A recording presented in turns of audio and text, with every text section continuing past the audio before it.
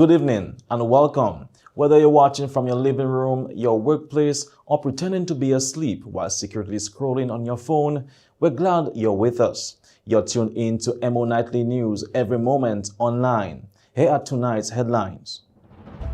Monjon River Civic Village reunion off to a strong start. La Plaine Health District staff receive CPR training. Barbados swears in first female commissioner of police. Massive crowds fill Tehran for Khamenei's funeral. We United edge Buffet State as mighty Avengers Harlem share points. And France and Morocco advance as World Cup round of 16 continues. Details of these stories and more coming up next. Stay with us.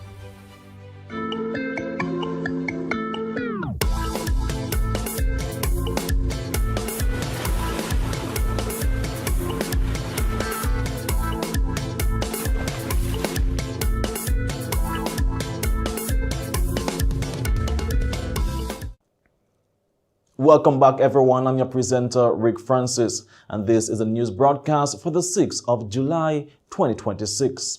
In local news this evening, if you've been wondering why your village suddenly has twice as many people, louder music and cousins that you haven't seen in 20 years, don't worry, it's reunion season. The 2026 Monjon River Civic Village reunion is officially underway, bringing together residents, returning nationals and visitors for a week of celebration, culture, and community spirit. The festivities officially opened on Friday evening at the Monjon Primary School, where residents gathered for the opening ceremony, cultural performances, and entertainment. Parliamentary Representative Greta Roberts welcomed members of the diaspora back home and announced a 40,000 contribution in support for the reunion celebrations. I encourage everyone to participate fully in the activities. Please support the vendors. Spend as much money as you can. We accept US currency as well, don't forget that. Visit with neighbors you have not seen for years. Share your stories, laugh together, dance together, party together. But most importantly, enjoy the gift of just being together once again. Always be reminded, and I take that from my mom, life moves by quickly, and we often become consumed by work and responsibilities. Events like these remind us to pause, appreciate one another, and cherish the people and places that have shaped our lives. So let me again congratulate the Reunion Committee for bringing this vision to life and to thank all of you, every resident, every former resident, every sponsor, and every volunteer who have contributed to making this reunion a success. Continue to bless us all. At this time, I have the honor and the privilege residing in me as the parliamentary representative to hand over the check to the president. But it's supposed to stand up by this and send my it is worth every dollar in that thing. Saturday's activities began as early at 4 a.m. with the traditional Gota Lapo Kabwit, followed by Market Day with a difference, where patrons sampled a wide variety of local delicacies, including sauce, black pudding, and other traditional Dominican dishes. Vendors also displayed fresh produce, local crafts, and other products, creating a festive atmosphere that celebrated the community's culture and heritage. On Sunday, residents and visitors gathered for an interdenominational church service, giving thanks for the reunion and the continued unity of the community. Later in the day, hundreds turned out for the highly anticipated school uniform jam, with patrons dressed in school uniforms enjoying music, entertainment, and fellowship in Reunion Square. The Monjon River Civic Village reunion continues throughout the week with a full schedule of cultural, sporting, and entertainment activities as organizers continue to welcome home residents and members of the diaspora under the theme, Generations United, Memories Rekindled. You never know who might save your life. It could be the receptionist, the driver, or even the person who just finished mopping the floor. Staff at the La Plaine Health District recently swapped their everyday duties for life-saving lessons during a CPR training session, ensuring the entire team is ready to respond when every second counts. The training was facilitated by fire officers Samuel and Prince and served as both a refresher for medical professionals and a first-time learning opportunity for domestic workers, drivers, administrative staff, and other ancillary personnel. Health officials emphasize that emergencies can occur anywhere at any time, and the first person on the scene may not always be a doctor, nurse, or health aide. By equipping every member of the team with life-saving CPR skills, the health district is improving its ability to respond quickly during critical situations and increasing the chances of saving lives within the community. The La Plaine Health District expressed its appreciation to the two fire officers for sharing their expertise and helping to build a more prepared and resilient healthcare workforce, reaffirming its commitment to providing quality care through both professional excellence and emergency preparedness. If your tomatoes have been growing more leaves than actual tomatoes, help is on the way. 56 farmers and agricultural stakeholders in Dominica have been sharpening their skills through specialized FAO training aimed at growing healthier vegetables and boosting local food production. Held at the 1 Mile Agricultural Station in Portsmouth, the training focused on efficient irrigation, fertigation, and nutrient management, equipping participants with practical techniques to improve crop yields, conserve water, and make better use of fertilizers. The initiative forms part of an FAO project aimed at promoting climate-smart agriculture through demonstration sites, improved production technologies, and hands-on training for farmers and agricultural technicians. FAO says the program will help build a more sustainable, resilient, and productive vegetable sector, while improving the livelihoods of farmers and strengthening food security in Dominica. Police are investigating the circumstances surrounding the apparent suicide of a 35-year-old male in Lago, Portsmouth. At approximately 7:54 a.m. on Sunday, 5th of July 2026, officers of the Portsmouth Police Station responded to a report of a suspected suicide and discovered the lifeless body of Maradona Melvin Bruno of Savanpai at the residence where he lived at Lago. The officers, including scenes of crime personnel, conducted preliminary investigations at the scene. Bruno was subsequently pronounced dead at the scene by a medical doctor. His body was transported to a funeral home pending an autopsy. Investigation into the circumstances surrounding his death is ongoing. The CDPF extends sincere condolences to the family, relatives, and friends of the deceased during this difficult time. EmoNews also extends condolences to all bereaved. And finally, in local news, after all the barbecue, cake, and weekend treats, the Ministry of Tourism had perfect timing. The first ever wellness fair brought people together to stretch, learn, and maybe even burn off a few extra calories, all in the name of healthy living. The Ministry of Tourism and the Discover Dominica Authority, DDA, successfully hosted their first ever wellness fair on Saturday, July 4 at the UE Global Campus, bringing together wellness professionals, businesses, and community organizations for a day dedicated to healthy living. Held under the theme, Be Well in Nature, the event formed the flagship activity for the 2026 Tourism Awareness Program and showcased Dominica's growing reputation as a premier wellness destination. Visitors took advantage of a wide range of free services and activities, including health screenings, wellness consultations, fitness demonstrations, cardio jam sessions, yoga classes, and educational exhibits. The fair also provided an opportunity for the public to connect with local wellness practitioners and learn more about the products and services available on the island. Chief Executive Officer of the Discover Dominica Authority, Marva Williams, said the initiative reflects Dominica's commitment to promoting wellness as a way of life while strengthening the island's tourism product. Today marks an exciting milestone as we host the inaugural Wellness Fair and one of the flagship events of 2026 Tourism Awareness Program. We are delighted that you have chosen to join us this morning. This year's fair is being held under the theme, Be Well in Nature.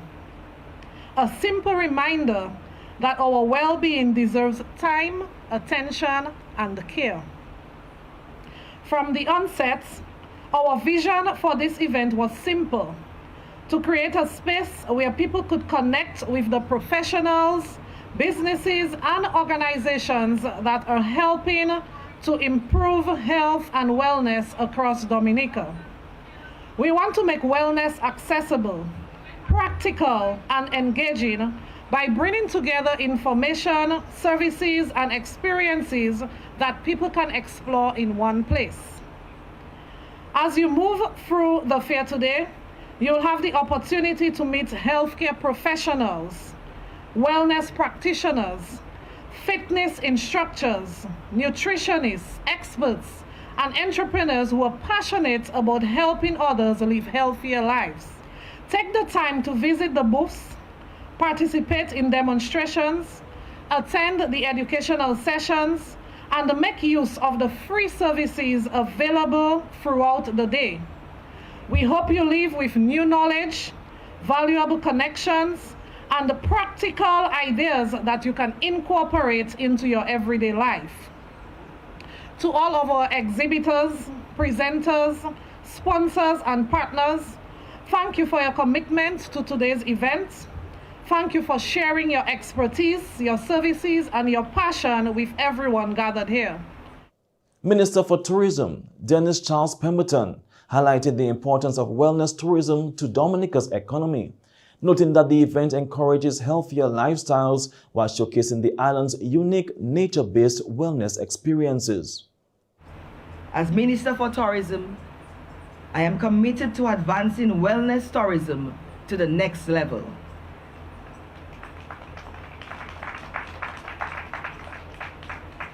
But if people come to Dominica seeking wellness, then we too must become a people who live wellness.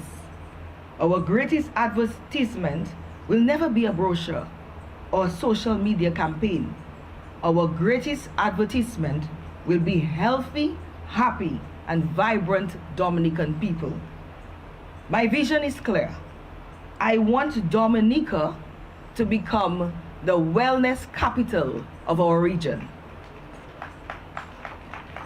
Not because we are looking for another title, because we say we are the dive capital and we have other great titles because of our adventure. It will mean greater opportunities for our people, our farmers, more business for our fishermen, stronger demand for Dominican-made products, more opportunities for our wellness practitioners, longer visitor stays, higher visitor spending, new careers for our young people, and stronger communities across our country. But becoming the wellness capital of the Caribbean begins with us. It begins with the choices we make every day. The foods we eat, the way we care for our physical and mental well-being, the time we spend reconnecting with nature, and the value we place on the gifts that God has blessed us with. This is why I look forward to working closely with the Ministry of Health and Education on a national wellness program. Together, we can encourage healthier lifestyles from an early age, help our children appreciate wholesome local foods, reconnect them with nature, and introduce them to the value of medicinal plants and traditional herbal knowledge. Organizers described the inaugural wellness fair as a success, with strong public participation and positive feedback from exhibitors and attendees, further reinforcing Dominica's position as a nature island of the Caribbean and a leading wellness destination. And now for regional news. History was made in Barbados on Friday as Sonia Boyce was officially sworn in as Commissioner of the Barbados Police Service during a ceremony at State House before Jeffrey Gibson. Commissioner Boyce becomes the first woman to lead the Barbados Police Service in its 191-year history, marking a significant milestone for both the organization and the nation. Having joined the police service on April 21, 1986, Commissioner Boyce has devoted 4 decades to public service, serving in a variety of operational, investigative, and administrative and human resources roles. Her appointment reflects years of professionalism, discipline, competence, and dedication. During the ceremony, Mayor Amal Motley expressed confidence in Commissioner Boyce's leadership, stating that she has the vision and strategies needed to strengthen the Barbados Police Service and enhance the country's crime-fighting efforts. Following the swearing-in ceremony, Commissioner Boyce arrived at police headquarters on Roebuck Street, where she officially assumed command of the service following the retirement of former Commissioner Richard Boyce. The Barbados Police Service thanked former Commissioner Richard Boyce for his distinguished leadership and service while extending congratulations to Commissioner Sonia Boyce as she begins this historic new chapter, reaffirming the service's commitment to serve, protect, and reassure. A new era for Caribbean health security has begun with the official inauguration of the Regional Emergency Operations Center, EOC, by the Caribbean Public Health Agency. The state-of-the-art facility will strengthen the region's ability to prepare for, coordinate, and respond to public health emergencies and disasters, serving as a central hub for emergency preparedness, response, recovery, and resilience across CAFA's 26 member states. The center was officially inaugurated by Lakram Bodo, Cecile Tassin, and Lisa Indar. The project was made possible through the funding from the European Union under the 11th European Development Fund (EDF) program and represents a major investment in strengthening regional health security and disaster preparedness. CAFA says the new Emergency Operations Center will play a critical role in protecting public health, enhancing regional resilience, and ensuring a safer and more secure Caribbean for all. And now for international news. Ukraine's capital, Kyiv, was hit by a deadly wave of Russian missile and drone strikes earlier today, just ahead of a key NATO summit in Turkey. Officials say at least 21 people were killed, including 15 in Kyiv, with dozens more injured. Residential buildings were heavily damaged, trapping people under rubble as rescue crews worked through the night. The attack comes days after another deadly strike on the capital that killed 30 people. Ukraine says Russia launched more than 350 drones and 66 missiles, with Kyiv the main target. Russia says it targeted military and energy facilities, while Ukraine says it has responded with a long-range strike on Russia's largest oil refinery. Also in international news, thousands have been evacuated in southern France as a massive wildfire, fueled by an intense heatwave, continues to spread near the Spanish border. The blaze has burned more than 4,600 hectares, with strong winds hampering firefighting efforts. The fire has also disrupted the Tour de France, prompting officials to urge spectators to stay away from parts of the race.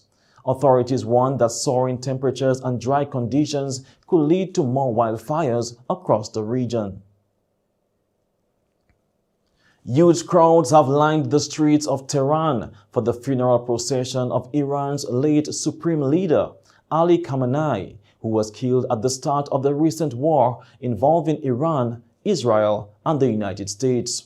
Tens of thousands of mourners gathered as his flag-draped coffin was carried through the capital during the final day of national mourning.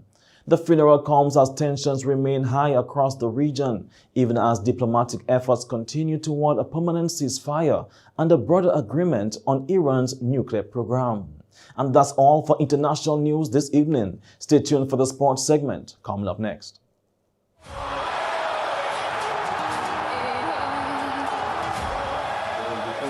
Coming up on the outside. Sit down. Pina coming up on the outside. Looky. Oh. No.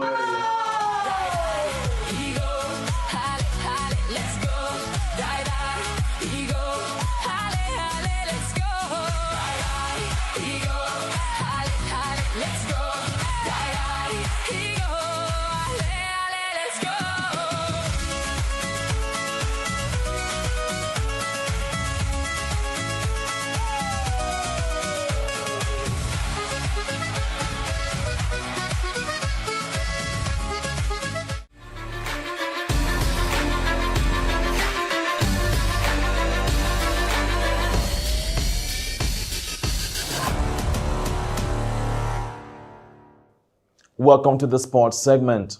The DFA Premier League delivered plenty of goals and excitement over the weekend, with 3 matches played at the DFA Technical Center. Friday night's action saw Dubla FC produce a dominant attacking performance, cruising to a 12-3 victory over Point Michel FC. Saturday's fixtures were more closely contested. We United FC claimed a 2-1 victory over Bath Estate FC, with Roosevelt Scopel scoring both goals to secure all points for his side. In the day's other encounter, Mighty Avengers FC and Harlem United SC battled to a hard-fought 1-1 draw, with both teams earning a share of the points. The results continue an exciting start for the DFA Premier League season as clubs battle for valuable points in the race for the championship. The Dominica Football Association has officially launched its 2026 Youth Under-15 League following a successful press conference held ahead of the opening matches. The launch featured remarks from DFA President Glenn Etienne, General Secretary Alvin Abraham, Technical Director Jerome Baduil, and Youth Officer Kelvin Francois. The officials outlined the association's vision for the competition and reaffirmed their commitment to the development of youth football across Dominica. The association also expressed its appreciation to the Dominica Olympic Committee, a key partner for the 2026 Youth Under-15 League. President Billy Doctorow addressed those in attendance, reaffirming the committee's continued support for the growth and development of young athletes in Dominica. With the league now officially underway, the Dominica Football Association says it looks forward to an exciting season as the island's young footballers showcase their talent, sportsmanship, and passion for the game. And finally, in sports, the knockout stage of the FIFA World Cup 2026 is gathering momentum, with France and Morocco becoming the first teams to book their places in the quarterfinals. Morocco delivered an impressive performance to defeat Canada 3-0, while France secured a narrow 1-0 victory over Paraguay, thanks to a decisive goal from captain Kylian Mbappe. Attention now turns to Saturday's round of 16 fixtures, where Brazil will face Norway, followed by a highly anticipated clash between Mexico and England. The winners of those matches will meet in the quarterfinals. The round of 16 action continues on Monday with Portugal versus Spain and United States versus Belgium, before concluding on Tuesday with Argentina versus Egypt and Switzerland versus Colombia, as teams continue their quest to lift football's most prestigious trophy. And that's all for the sports segment this evening. Stay tuned for the weather report coming up next.